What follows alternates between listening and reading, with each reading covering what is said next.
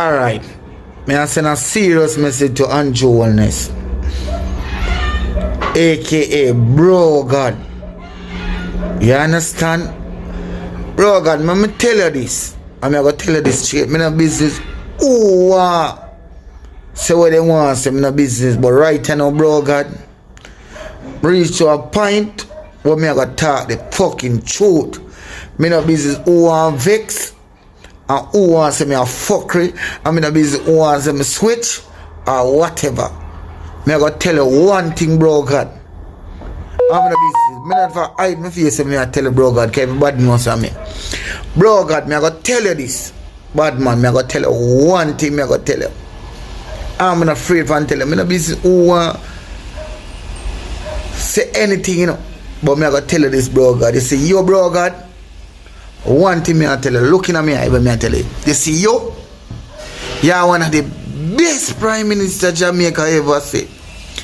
Keep up your good work, show a labor right, and I will never switch. Green blood a run through my vein. Big up every labor right, yard and abroad. Bro God, my heart goes out for you. I love the work where you do. And big up the work in MP, them want to work with you. Show a labor right. Never sell out. Never switch. Green blood a run through my vein. I want you to look at red shirt. I have a PMP now, have no color. Them confused. Them confused. Them soon go and take all purple for themselves. Them not have no color. Them don't know which color them want to use. You understand? But bro God, I tell you, you are the best prime minister Jamaica ever see. And the other people them wanna see that, it's like them blind. You have to get glasses to them, bro God. Big up yourself. One, bro God, one and two, one is the best prime minister. Show a labor right to the world. Never sell out, never switch. Big up every labor right. Good morning, my fellow Jamaicans. I am just about to head out to work, but I had to stop by and just share with you a thought. I notice from the polls that the PNP is struggling to gain traction, even though it is the oldest of the two colonial parties and has been around for a long time. You all know that the PNP has had 18 and a half years in office straight. That is unbelievable, right? Any political party getting 18 and a half years straight in office. And at the end of the 18 and a half, they don't have the popular support of the people, which means they would have failed to deliver on basic things for the people. The PNP did not make Jamaica safer. It did not make Jamaica cleaner. It did not make Jamaica more orderly.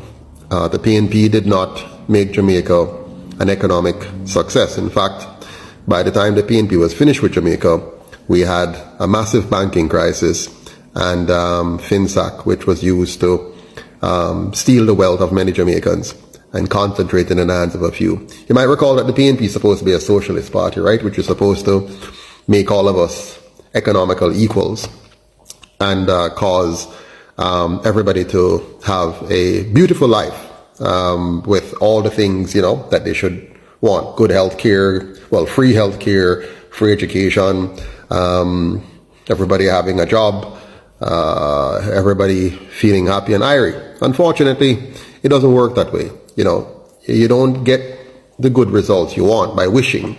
You get good results with good policies. And so far, the PNP has failed to deliver on good policies. NHD, which many believe to be a success, turned out to be quite a failure, which simply allowed government to take a massive amount of money from poor people and leave them with nothing to show for it. Our free healthcare system is miserable and people are afraid to go to it. And clearly our economy has not worked. So the PNP really doesn't have any credibility. The GLP, on the other hand, they have had the first chance at every major turn in Jamaica to demonstrate competencies. They had the first chance when we got self-governance in 1944, where they won the first election, the first two terms, and failed miserably, and then the PNP was elected. Similarly, at independence, they had the first chance again, the first two terms, and they failed miserably, and the PNP was elected. So what we've been doing is swapping black dog for white monkey, which might be the case again right now. The people are being led to say, okay, what are we going to do? JLP fail again, go to the PNP, but they have failed miserably. We have a history of the PNP failing miserably and a history of the JLP failing miserably. One person said to me recently that the PNP is the party, even though they fail, they give more to the poor. This person was really talking about the fact that the corruption of the PNP usually involve some handouts at the lower level of society, and therefore for that they're happy for the PNP, which is sad. On the JLP side, they say, well, the JLP do corruption too, but they give the money to the big man, which is, kind of true. Now, here's the issue though. At the end of the day, all of us suffer, or most of us. Even those who are very rich, they live in fear, of somebody breaking into their homes and killing them and stealing from them. So the truth is, it's quite a challenge for the Jamaican people. So here's what I'm going to recommend.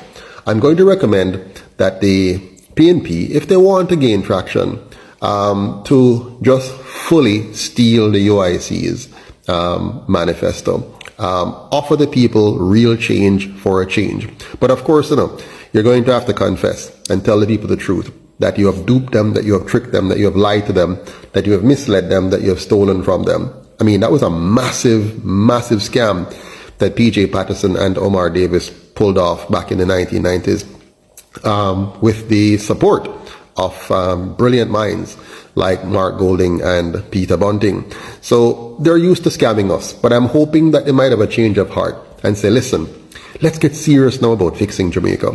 So what we're going to do, we're going to call upon those people over in UIC, and we're going to ask them to explain to us how to implement what they have been proposing. Since the UIC has the best manifesto in Jamaica right now, it's unparalleled. The UIC is offering to return the land to the people that was stolen from their ancestors, which, by the way, the two parties have had 80 years now to do, and they have not returned the land. Yes, they have done some land giveaways and here and there, and they have created garrisons and so on.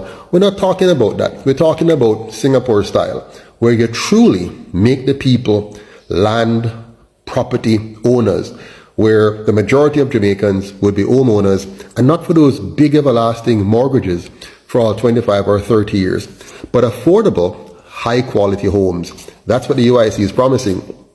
As a CPA, I fully understand how to do that, especially since I've taken the time to study how other countries have done it, especially Singapore. Now, suppose the PNP should decide to adopt all of the UIC's policies and make Jamaica a non-partisan constitutional republic, which will do away with partisan politics and get us now to focus on policy instead of party.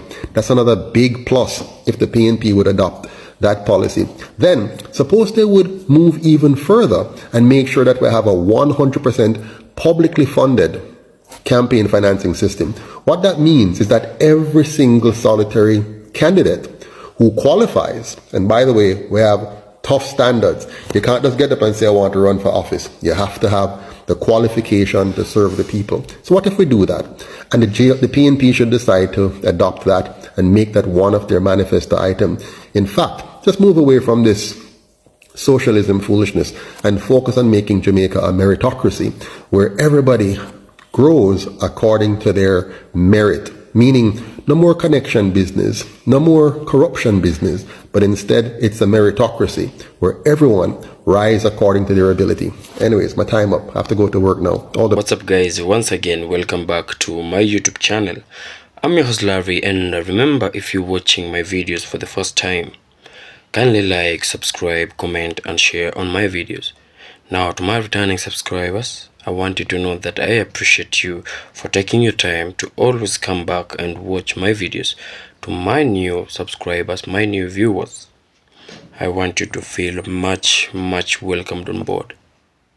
So guys, in today's video, I hope you've watched the video up to the end about the two Jamaicans sending their messages, or rather advice, call it as you will, or rather as you please, or how you just perceive the message, but they send out these messages to the Prime Minister of Jamaica and also to the PNP supporters. Now guys, I know we as people, this thing doesn't just affect Jamaicans but rather everybody, and mostly here in Africa and also in Kenya, in my country. It seriously affects us. We choose, or rather we elect a leader. Well, let me just use the word a politician. We elect a politician thinking that he is, or rather she is, a leader, and in return this politician ends up messing our lives up. They turn out to be sellouts, they turn out to be greedy, and most of our politicians here, they've turned out to be puppets to these white people. They've turned out to be puppets to the Western people, whereby these politicians don't actually serve us according to our will. They are greedy. They loot money from us. We have cases whereby they oppress us as the citizens of a country. They use the police to discriminate us. The same police that are supposed to be protecting us, they are now hurting us. They are now oppressing us and discriminating us. We, as the citizens of a country, we don't know who to run to. We don't know who to call to for protection if not God. We are only left with God and God alone. So before we even dive into more of our discussion about the videos you've seen, I'd urge anybody watching this video that kindly elect somebody who has a good vision for you, a good vision for your generation, a good vision for the upcoming generation, and most of all, a good vision for the country itself. Don't elect somebody because he is of the same tribe as you. Don't elect somebody because you know him on a personal level.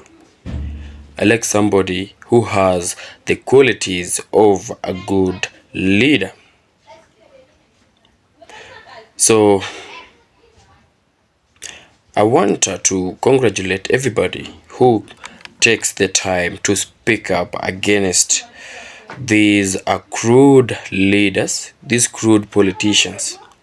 We've had cases whereby our tax monies, they are being used by these leaders to fend for themselves. They are used to for them, they just have to build themselves high-end houses, get high-end cars. They travel a lot to other countries just for their own leisure, for their luxuries. We have also had cases whereby the country, we are suffering, like we don't have adequate facilities for a school, or rather for a hospital to operate. And instead of, you find out that we have inadequate of these facilities, of these resources to run these hospitals and also in schools for our children to get better education. But now, instead of our leaders, our politicians standing up and providing for these facilities, instead of them improving the hospitals, instead of them improving the schools, they send their children abroad to Europe, to other countries, so that they can get best education. And if they have somebody who needs treatment, they'll take them overseas, when they can just use these opportunities, improve the hospitals, improve the machines that are being used in hospitals, pay our doctors adequately how they are supposed to be. Don't underpay them. Also to the teachers, pay them for their work that they are doing. This gives personal, or rather person interest. The person feels appreciated for his work, for her work. And thus they love their work. They love work in this country. I find out that such incidences are the cause whereby, as a country, we lose best athletes, we lose best doctors, we lose best engineers, best architects, because they don't feel appreciated in their own country. So they run to other countries, change their citizenship, and work for that country, and they excel. We've seen that. It's not the first time, but we've seen that happening severally. Now, why can't just our governments use these opportunities to improve all these things? Why can't they do that? They can keep these doctors, engineers, architects, athletes, and they'll help the country. But rather, look at the important people we are losing just because of our greedy politicians. The people we put in charge, the people we put in power, instead of caring about our well-being as a country, they only care about their well-being as individuals. They've become so greedy.